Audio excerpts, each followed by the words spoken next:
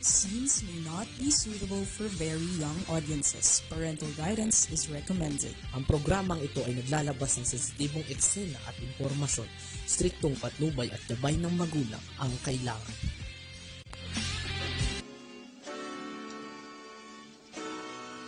Pinoy! Talakayan kay Paspi, kay Dani at kay Billy Juan. Pinoy! Talakayan, makikinig ang buong sambayan. Okay, isang magandang hapon po muli sa inyo. Ito na naman po yung good friend Nicodemus para sa ating Talakayang Pinoy. At syempre, ang aking katoto,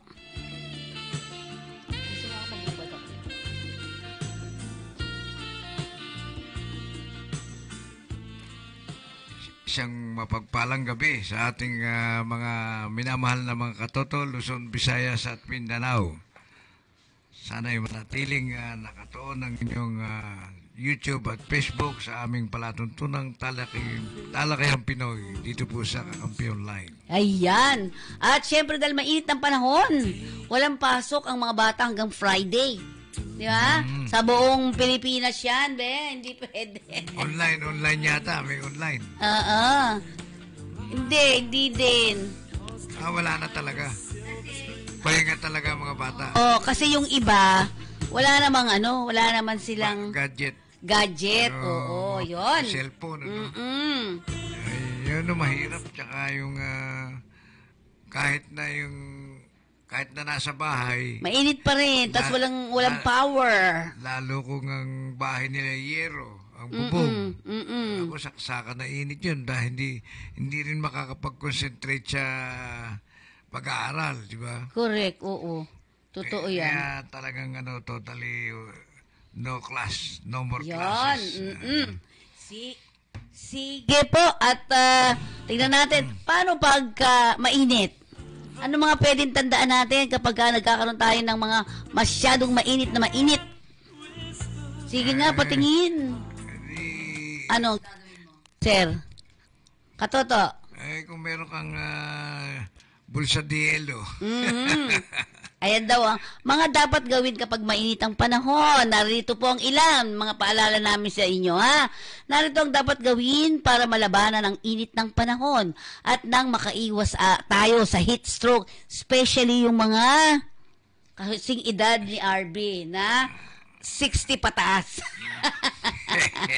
Para makaiwas po tayo sa stroke, high blood at iba pang sakit.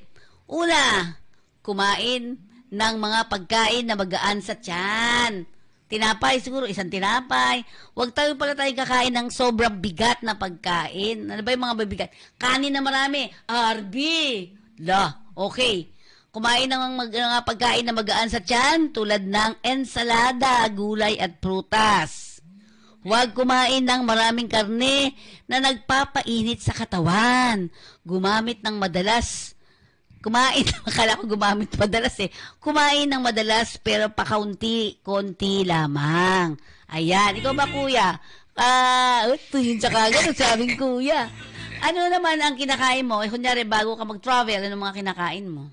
Ako simula nung maging senior iniwasan ko na yung nag-dieta na ako, hindi ako kumakain ng kanin sa tanghali tsaka sa gabi. Hindi ka na kumakain ng... Ay, oo, maganda daw yan. Sa gabi. Diba?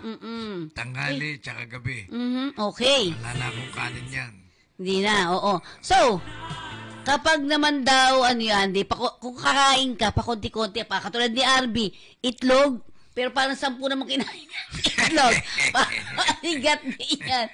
Itlog, tapos... nilagang itlog yun, hard-boiled. Tapos, biskwit na lang.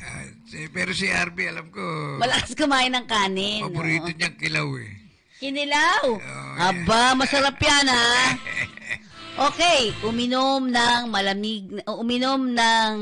malamig na tubig, pero hindi dapat, Habang may hawak ka ng malamig na bottled water, itapat ito sa pulso ng iyong kamay. Dito, sa kamay, sa pulso.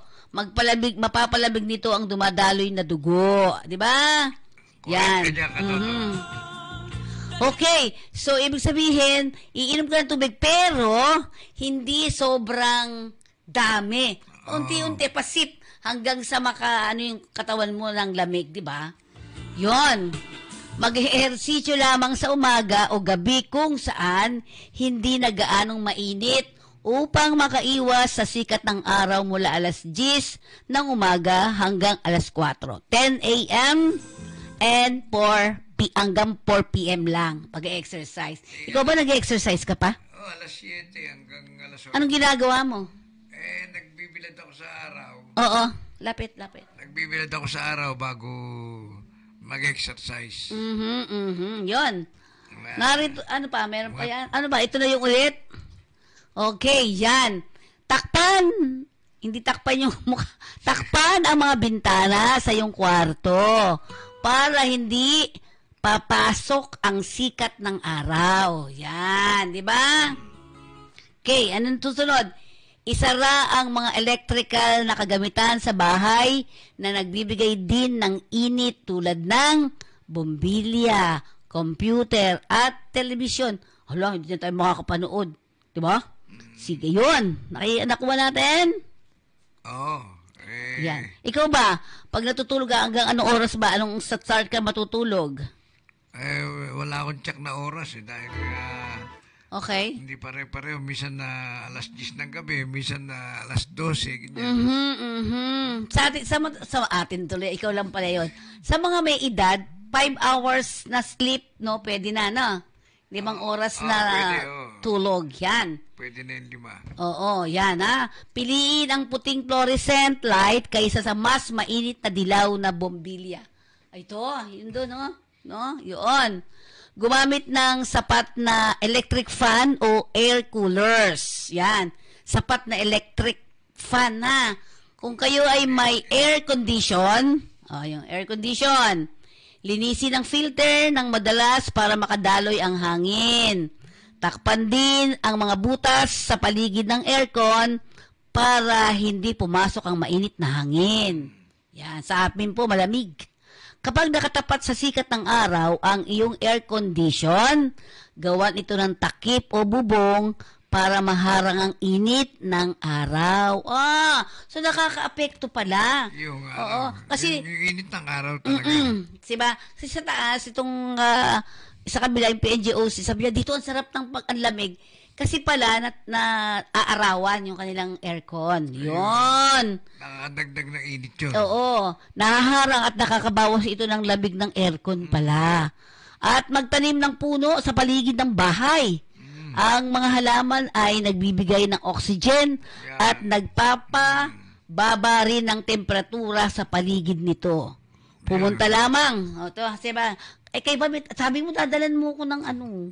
Ng halaman? Oo, yung yung tiger, something. Yung tiger. Oo, di ba sabi mo? Okay. Ano ba yun? Hindi, yung puno ang nakakatulong sa lamig. Hindi, ito rin.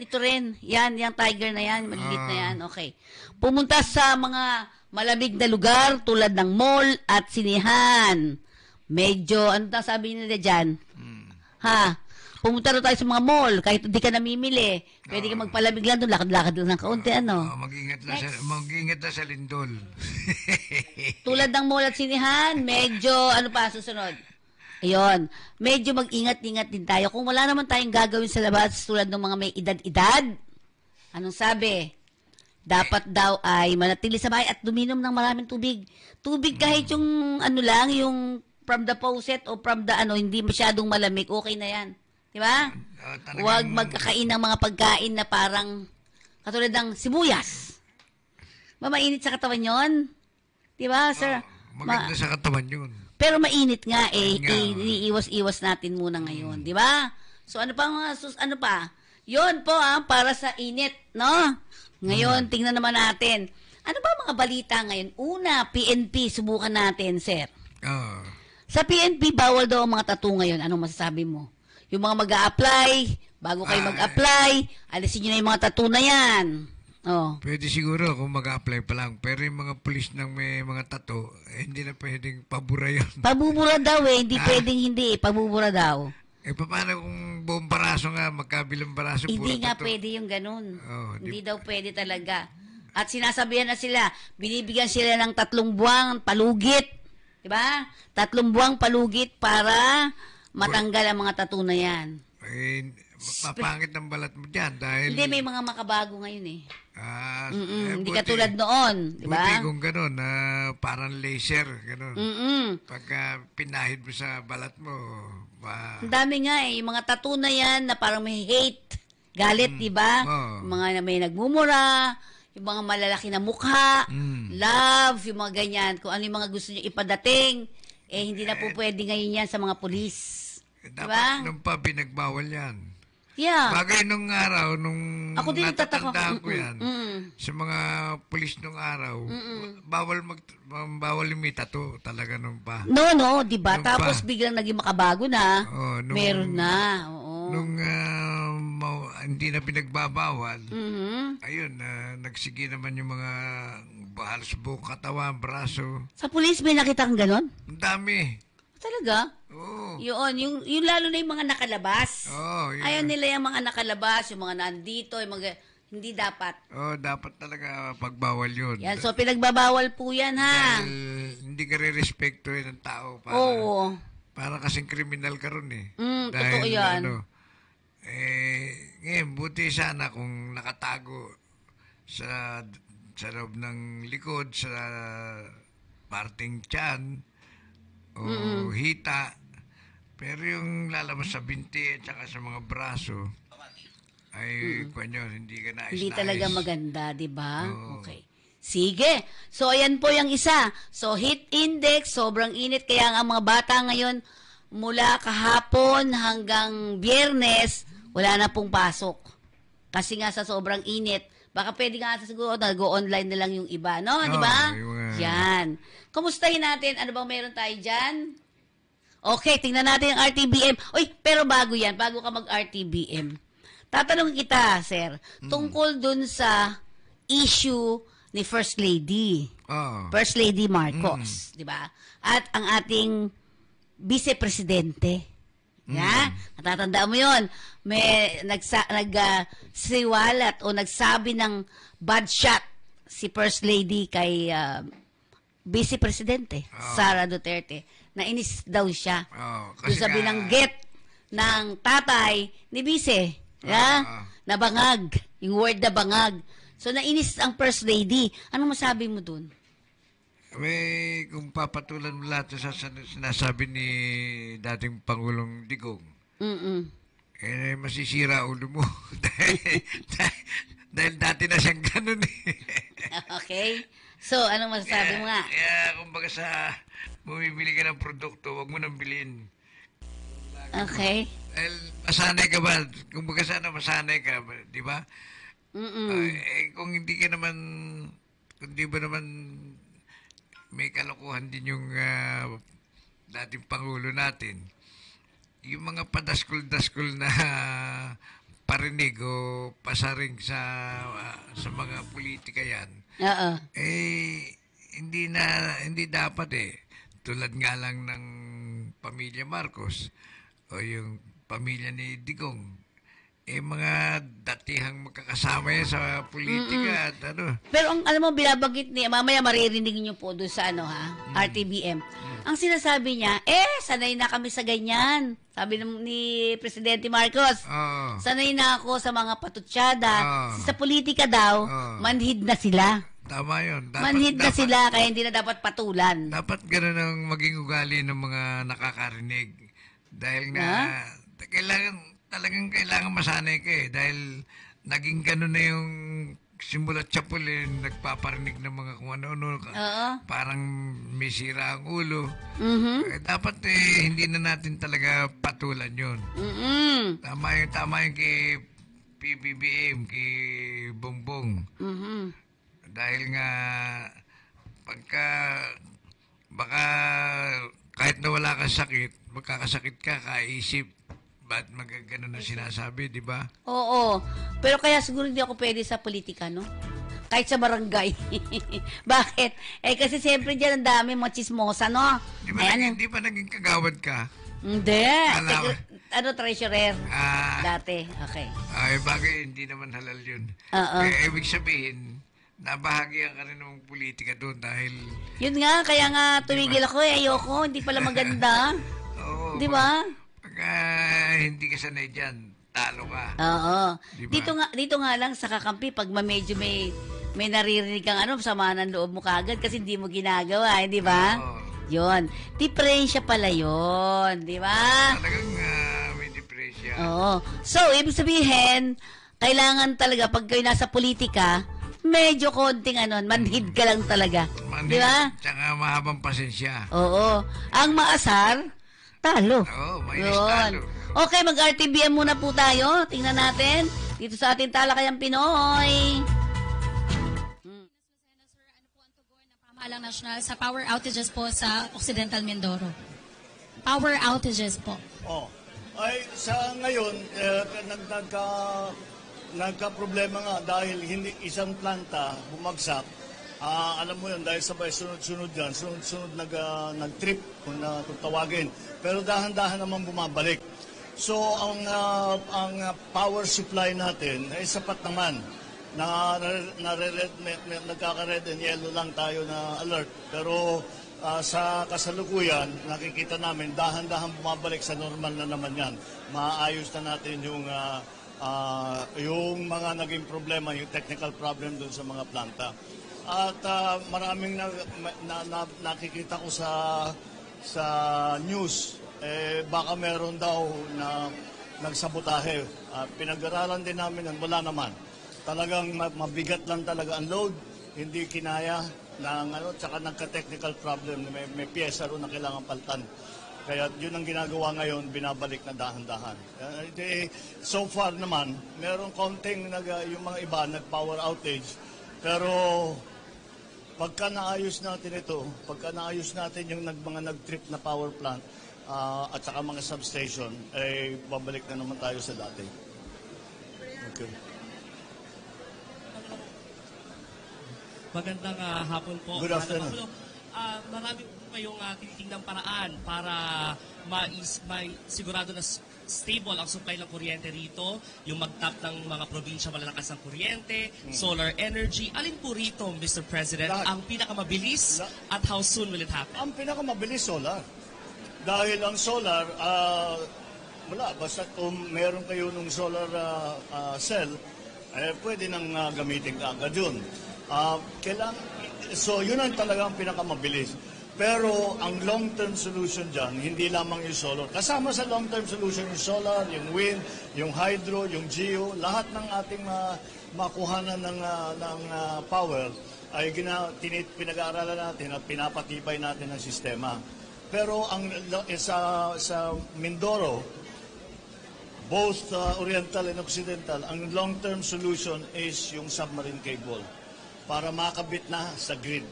Dahil yun ang problema dito, hindi pa nakakabit sa grid. So naglalagay na tayo ng submarine cable para dito specifically for Mindoro. Para yung mga ibang lugar naman na sobra ang kanilang, meron silang excess capacity na tinatawag. Hindi nagagamit, sayang. So yun ang pwede natin paglipat-lipat kung saan ang pangangailangan. Hi sir, magandang hapon. Sir, kanina you have personally witnessed yung devastating effect ng El Nino sa mga sakahan. Paano sir titiyakin ng gobyerno yung food security sa gitna po ng El Nino? Well, kung pinag-uusapan natin ay bigas, sapat naman ang ating supply.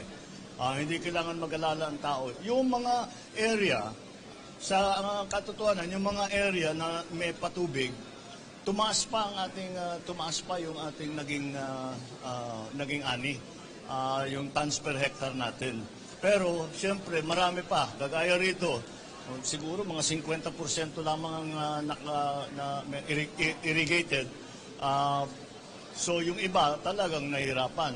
Dito sa Occidental Mindoro, meron ang calculation namin 1% lamang nung mga irrigated lands ang naapektuhan ng El Nino na talagang kailangan ng tulong. Pero yung naiwan na hindi irrigated ay yun talaga ang kailangan namin. Kaya ang pinapaspas namin yung paglagay ng solar pump at saka pati na yung dam na pinaplano ng NIA At para yung supply ng tubig, mapalawak natin yung irrigable land. Kasi basta irrigated, kahit na may ganito, kahit na may El Nino, pwede pa rin Pwede pa rin. Tapos marami tayong binibigay, marami tayong dinadala na post-harvest facilities para imbis na ginigiling pa yung palay, malayo pang dinadala, kung saan pa dinadala. Kaya dito nang gagawin para meron sa gastos, meron sa mas malaki ang kikitain ng farmer. Thank you, sir. Thank you. Hello. Hello. Ang problema po namin, Mr. President, yung kuryente pa masyadong mahal po. Dahil naka-emergency power supply po kami ngayon, meron po ba chance na mas mapabilis yung pag-release po ng power supply agreement para makabalik po kami sa dating presyo? Yun ang kasi nasa gitna tayo ng negotiation ng ERC tungkol dyan sa presyuhan ng kuryente. Pag natapos yun, then special case naman kasi talagang Mindoro dahil sa power, decades old problem na yun. Kaya pagka natapos yun, malaman na namin kung paano pwedeng gawin dito, baka makapagbigay ng subsidy para ng ERC, baka makapag-approve ng subsidy para sa Mindoro provinces. Okay?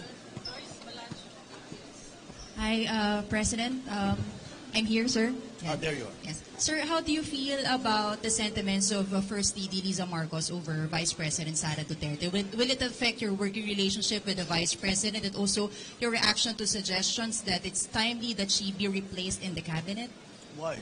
I don't see the reason behind that. But, well, first of all, my first reaction is what a lucky husband I am. That I have a wife na very protective sa akin na kahit na may nakita hindi magandang sinabi tungkol sa akin, talagang she gets very upset. I guess we cannot blame her. It will not affect our working relationship with the Vice President, Secretary of Education. I think that she also, as a wife, understands how the First Lady feels when you have to sit there and listen to these attacks that are being made against your husband. But mag-uusap kami ni VP Sara, kami ni Inday Sara, mag-uusap kami na tungkol dyan. Para huwag na masyadong dibdibin at yung hindi naman siya ang mga nagsabi tungkol sa kung ano-ano. Kaya madali naman siguro madali naman siguro plansahin lahat itong naging issue nito. So sir, sa meeting po natin, you will assure the Vice President that she will not be replaced as Deputy Secretary. She doesn't need my assurance. She knows that. She will be any of the cabinet secretaries will be replaced pag hindi nila ginagawa yung trabaho nila. All the other things are not part of the discussion. Pag hindi na kaya, nagkasakit, sabihin mo na, di papalitan ka namin. O hindi talaga marunong, o kurap, di ba? Tatanggalin ka talaga namin. Hindi naman ganun si Inday Hindi ganun si Inday Sara. Alright?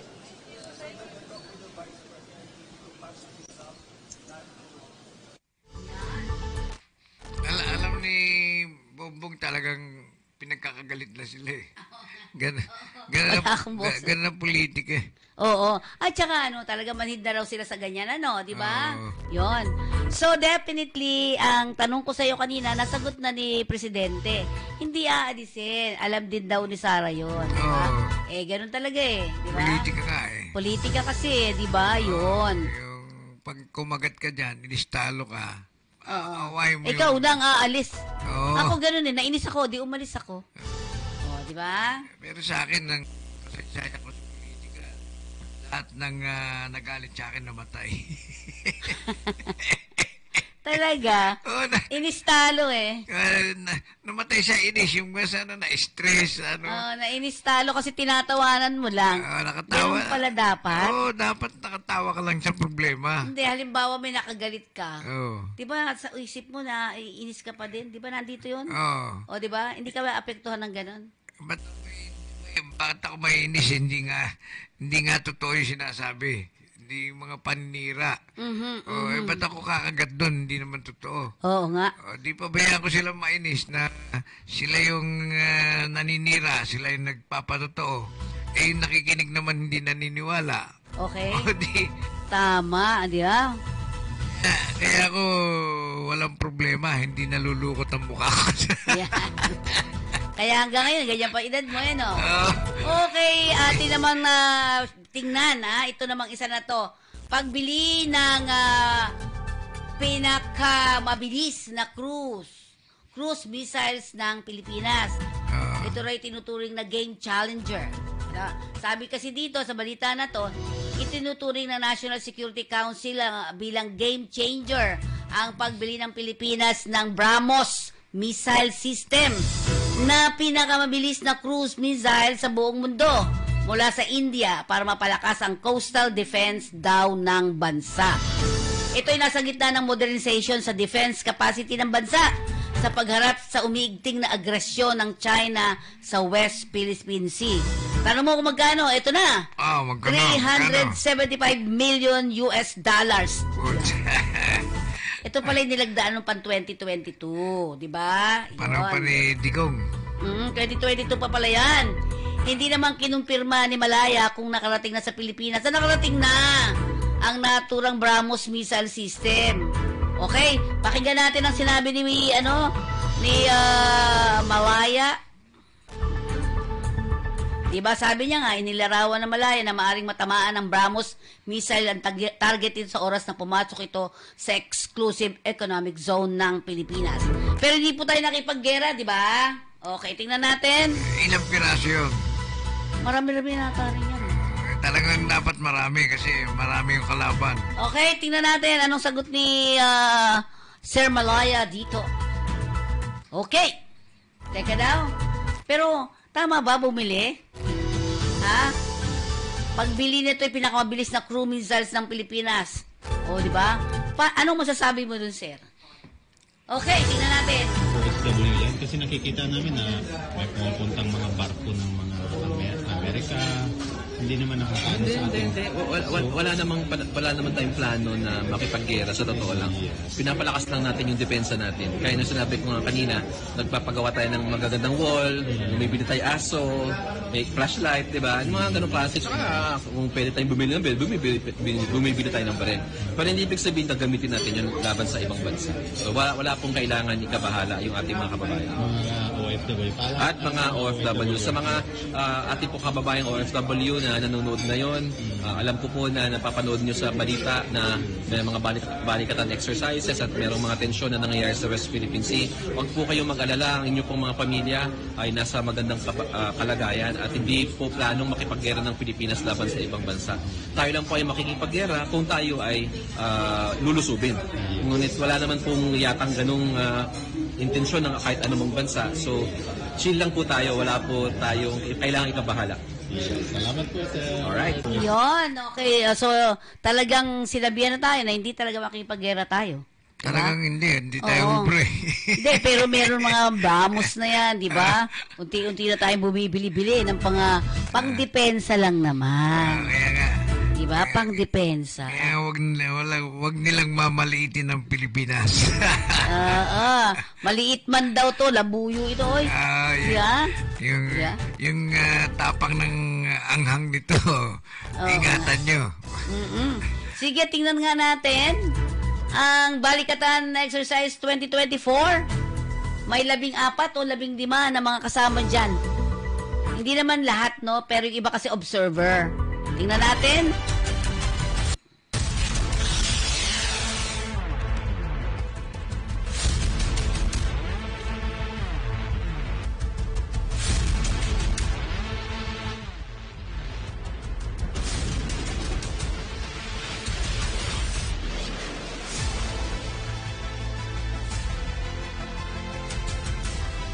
May napalitaan dito na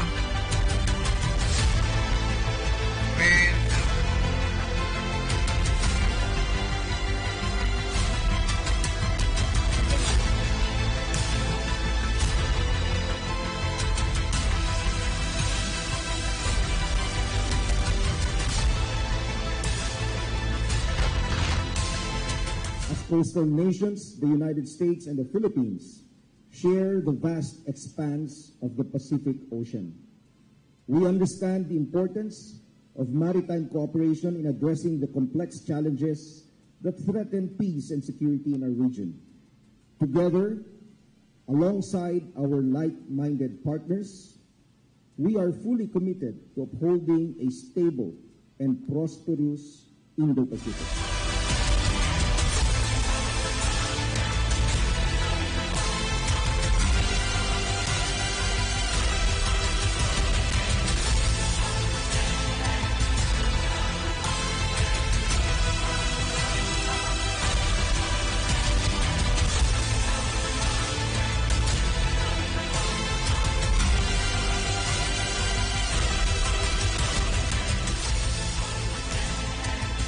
This exercise and the many other smaller military engagements are central to achieving our shared commitment to greater interoperability between our respective armed forces.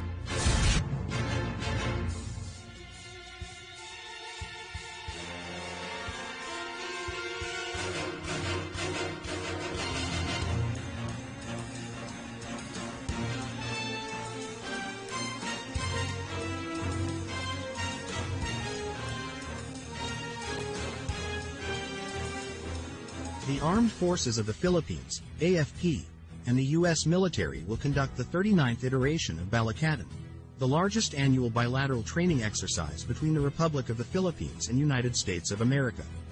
The exercise directly supports the U.S.-Philippine Mutual Defense Treaty by enhancing military cooperation and readiness between the two militaries. The Philippine and U.S. forces will carry out their first-ever military exercises outside the Southeast Asian country's territorial waters, in a move China has said will only lead to greater insecurity in the South China Sea. All countries, big or small, has the right to defend itself. And this right is absolute and inalienable. We are not deterred by how other countries think about what we're doing. The annual Balakadan are shoulder-to-shoulder drills, which will run from the 22nd of April to the 10th of May, will involve 16,700 soldiers simulating retaking enemy-occupied islands in areas facing Taiwan and the West Philippine Sea. Contingents from the Australian Defence Force and the French Navy, for the first time in Balakadan's history, will also join the exercise and drills as participants. The participants will be the Philippine Navy, the U.S. Navy, Philippine Coast Guard, U.S. Coast Guard, French Navy. Meanwhile, another 14 nations will participate as part of the international observers.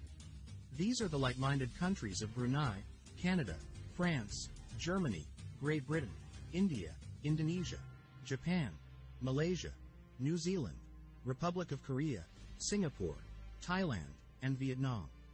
It will be the first time the maritime exercises are carried out beyond Philippines' 12 nautical miles territorial waters, but within Manila's exclusive economic zones, in parts of open sea claimed by China. We will be utilizing the western side of Palawan, extending beyond our 12 nautical miles. So this is also a new thing that we are doing. We've done group series before, okay, but this time we will be going beyond our 12 nautical mile limitation. So this is, like I said, kasi in previous exercises we've been limited to just 12 nautical miles. Now we are encouraging, or we are actually venturing outwards. It will also be the first time the Philippine Coast Guard has taken part in military exercises. The Coast Guard has increasingly been at the forefront of clashes with China, particularly around the disputed Second Thomas Shoal. During this year's Balakadan exercise, participants will execute a range of complex missions across domains, including maritime security, sensing and targeting, air and missile defense, dynamic missile strikes, cyber defense, and information operations. The Philippine Navy, U.S. Navy, and the French Navy will also conduct a multilateral maritime exercise in the Philippines' exclusive economic zone. The U.S. Army has for the first time deployed a mid-range capacity land attack and surface-to-air missile defense system to the Philippines as part of its 2024 military bilateral exercise. The system was deployed in early April to northern Luzon, with the first multi-domain task force on board AC-17 Globemaster III, with the support of the U.S. Air Force's 62nd Airlift Wing from Joint Base Lewis McChord in Washington. Yes, there is already a deployment of the MRC, the medium-range capability weapon system up north. This has the. It's not a new technology. It's a naval weapon system that the United States has put into a prime mover, and it has been deployed already up north. The deployment of the system, which provides a land attack range as far as 2,500 kilometers in altitude out to 108,000 feet, has marked a substantial boost in capability in a region where China has been taking a stronger position in recent years.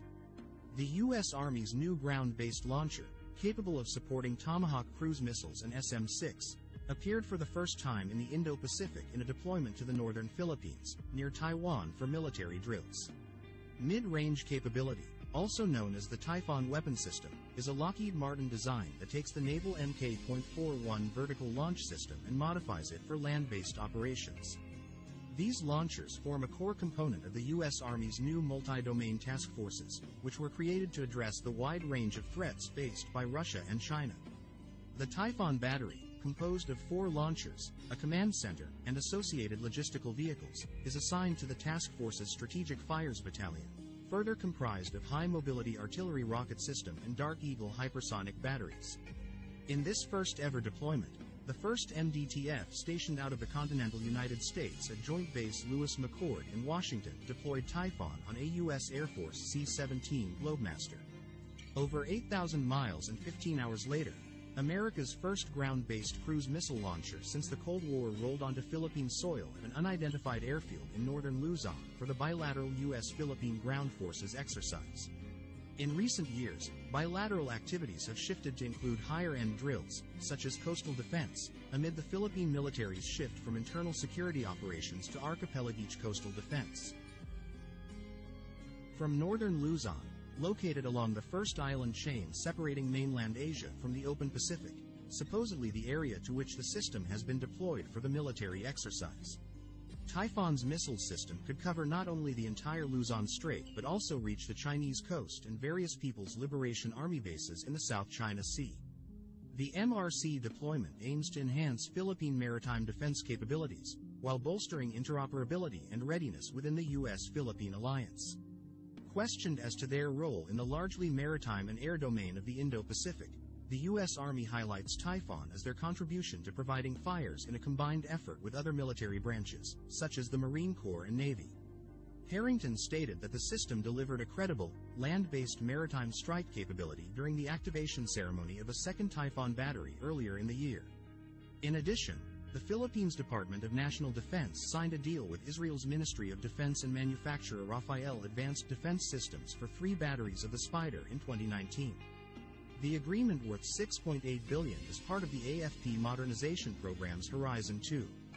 The first 2 missile batteries arrived in September 2023, while the third would be delivered this year. The Spider air defense missile system is designed to protect critical installations, land-based fixed assets, mobile platforms, and friendly forces from aerial threats such as combat aircraft, attack helicopters, drones, incoming missiles, guided munition, and rockets. Balakatan 2024 is organized into 3 main exercises. The field training exercise features 4 combined joint all-domain operations.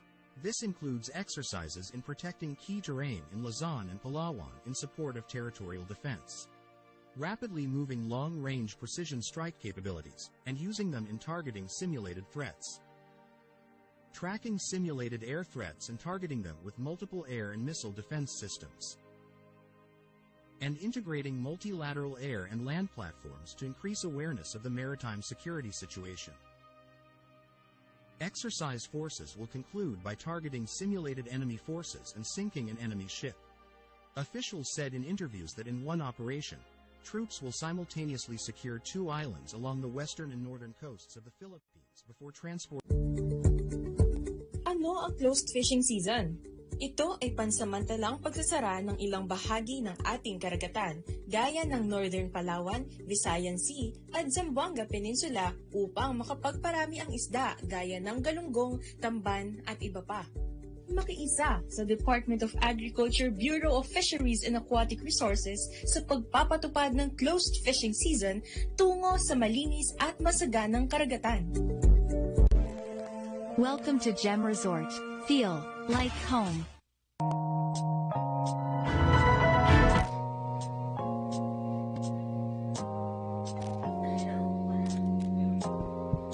Okay. Ang ating Tagaytay Gem ay inyong matatagpuan sa sa Purok 145 Enrile Road, patutong Malaki South, Tagaytay City. At ang landmark nito ay near Mahogany Market and Materday Academy. So you can call 0917-535-6259 for Tagaytay Gem at si Captain Lopez po ang mag-schedule sa inyo. At pag kay Paski Natividad naman, 0928-735-4919. 0928-735-4919. Okay, ayan. Siyan po, yan. Ito'y tag-ulan na. Kailangan pala ngayon kayo magpabook. No? Oo, tag-init. Tag-init kasi ngayon. Ang Elite Club. Samahan, Elite Club Pinoy na yan. Ayan po yung pinamumuno naming charter president, si Sunny Mogs Angeles.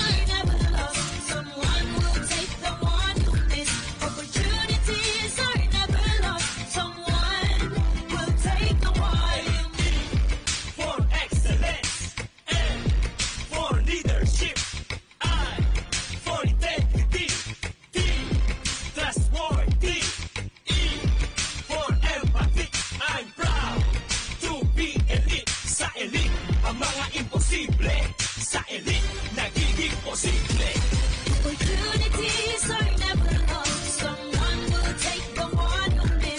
Opportunities are never lost. Someone will take the one you miss. Opportunities are never lost. Sa elite, nagiging posible. Sa elite, ang mga imposible. Sa elite, nagiging posible. Pinoy, Pinoy. Okay. Ang Talmoya Cold Shampoo ay mayroong 11 ingredient of traditional Korean medicine para tumulong sa tubo ng buhok, doon naman sa mga naglulugas ang buhok, at syempre yung controlling dandruffs. Ito pa ay may 11 ingredient ng traditional Korean medicine. Talmoya Cold Shampoo. Okay? Next natin. Ayan, tingnan niyo po mabuti. You can call Mr. Paski Natividad para sa inyong mga order. Ayan. 0928-735-4919. Yan po yung sistema ng pagkalugas ng buhok before na naglugas at after 3 months po na naayos na. Normal na, tumutubo siya. Yan. After 3 months, tingnan niyo po. Pakita mong buhok ni Paski. Ayan. So, yan po ang Talmoya Cold Shampoo. At ang Baby Park Hotel Manila, it's an ideal hotel for tourists and business travelers. Ito po yung matatagpuan sa panulukan ng Ross Boulevard at United Nation Avenue, Ermita, Manila.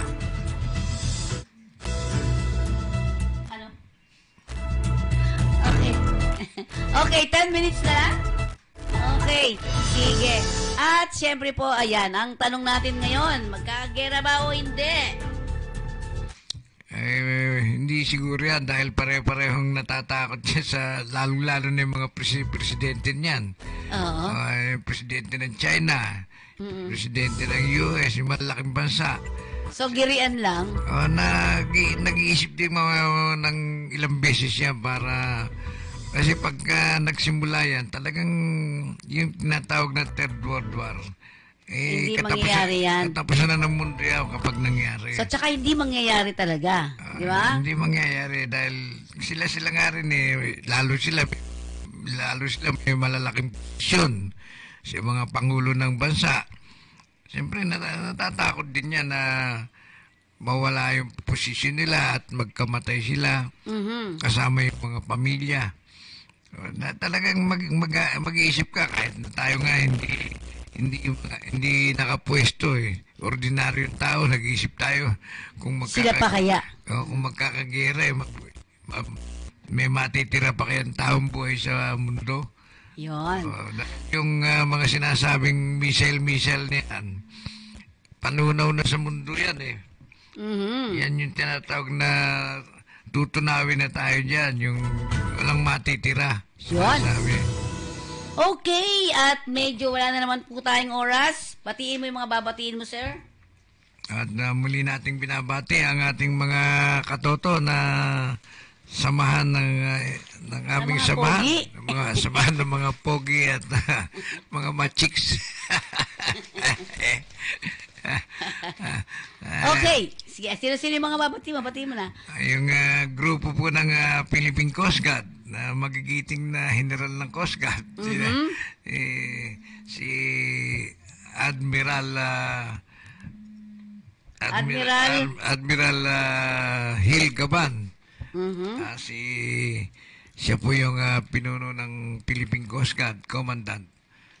Yung ating pong Deputy Commandant for Administration, Alan de la Vega. Okay. Deputy Commandant for Operation, Rolando Lisor, Rolando Lisor, na Deputy for Operation. Okay. At ang ating mga ibang general ng Philippine Coast Guard na ating mga kaibigan, binabati namin lahat kayo sa aming programang Talakayang Pinoy.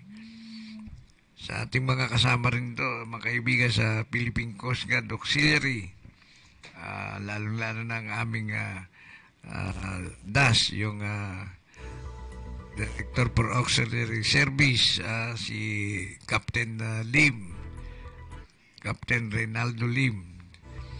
Siya po ang aming DAS ngayon, yung Director for Auxiliary Service. At ating past DAS na si Captain Alex Cabrera, at ang iba pang mga kasama natin sa Squadron 104 ng PCGA. Binabati natin lahat yan at sana ay maging masaya ang inyong kaarawan kung sino man ang may kaarawan itong buwan ng Abril. At syempre, happy birthday sa lahat ng may birthday today. Ano po, di ba? Belated happy birthday sa ating charter president ng Elite Club Pinoy na si Mog Sani Angeles. Ayan, sige. At syempre, batiin natin ang mga may birthday today. Okay. At syempre, happy birthday kay RV. Di ba? Birthday ni RV no Sunday. RV nga pala. Hindi ko nakalimutan ang edit, pero nakalimutan ko yung birthday. Okay, happy birthday sa lahat na may birthday today. And of course, I would like to say hi to Hospital ng Maynila Medical Center, si Director Dr. Carl Oliver at ang kanyang mga beauty staff na si Ann at si Ami. Sila to yung mga bababait. Okay. At siyempre, ang poging hospital director na minamahal ng lahat, aba ay alalaumbay, taglay ang dakilang layunin na may taas ang antas ng bagong ospital ng Maynila Medical Center. God bless you more, mga katoto. Gayon din po ang masisipag na doktor na sila Dr. Luigi Francisco, Viana Paredes, Ternia Manalo, Ross Adornado at Hilario Laki. Sa Heart Station naman nila nandyan si Sheila Rodriguez, Karina Dumagoso, Neil Salvador, Diobe Ann de la Torre. God bless po sa inyong lahat. Ang Medical Laboratory Head, Evelyn Salcedo, Assistant Head, Reyna Belengon, at syempre sa kanilang Manila Health Department ng District 1, Doktora Army Vianzon.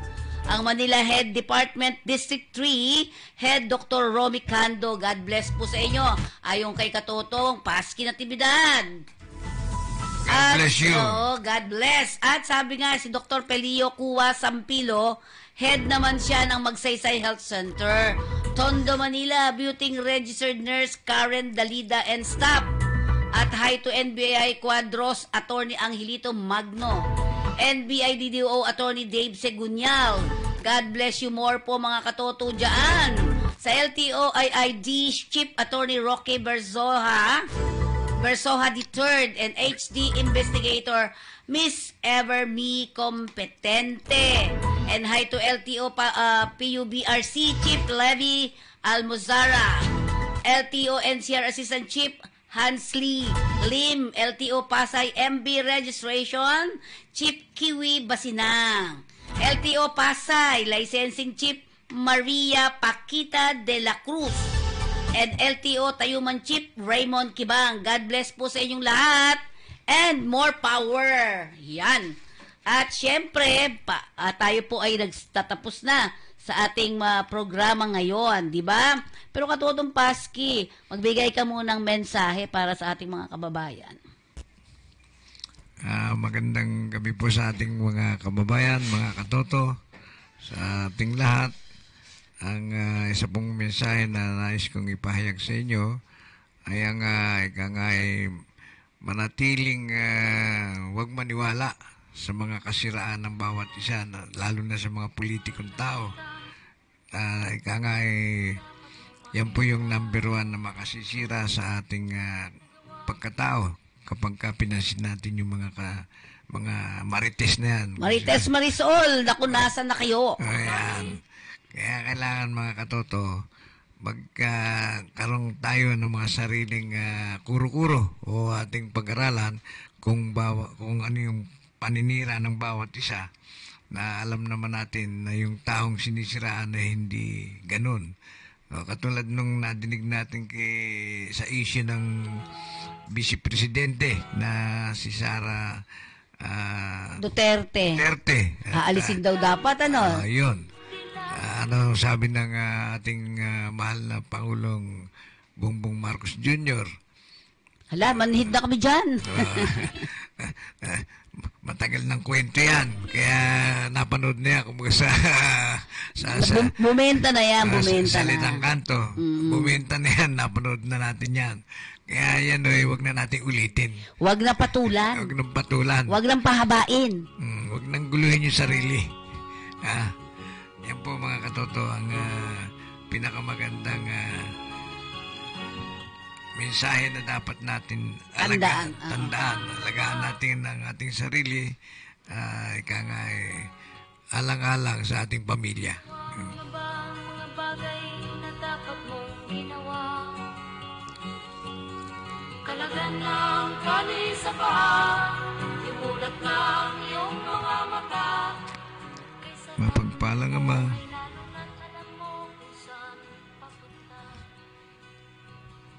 mahal naming Diyos Ama sa langit, sana'y manatiling gabayan mo po ang aming palatuntunang Talakayang Pinoy sa Kakampi Online. Sana'y ligtas mo po ang aming buhay ngayon at sa habang panahon na nais mong ipagkaloob sa amin. Sinasabi namin na ang lahat ng ito sa pangalan ng iyong anak na si Jesucristo, ang aming Panginoon. Kaya laging tandaan mga katoto, walang tagumpay na makakamtan kung hindi pagsusumikapan. Amen. Sa pamamagitan po ng musikang inyong naririnig, ako po ang inyong lingkod, Feni Codemus, nagpapaalam po sa inyo. We're signing off. Ang inyong katotong Paski Natividad, maraming salamat po sa inyong pakikinig.